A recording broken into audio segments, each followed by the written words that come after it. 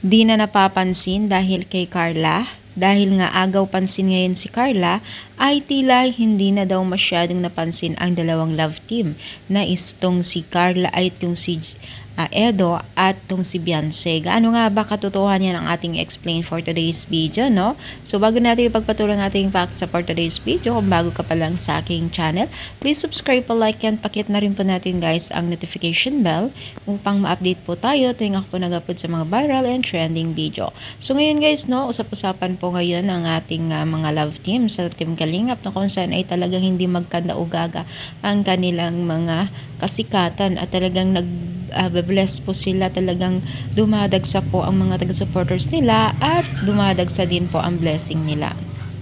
Ika nga, kung kayo ay humble, ay talagang ipagbe-bless ka talaga ni Lord.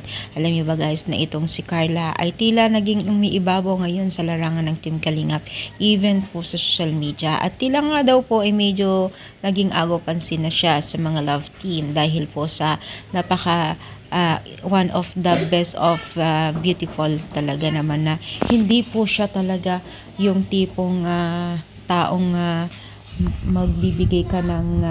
magbibigay siya ng yabang, ganun, hindi po. Kaya naman po siya mas lalong napapansin dahil nga po sa kanyang angking kagandahan at pagiging humble.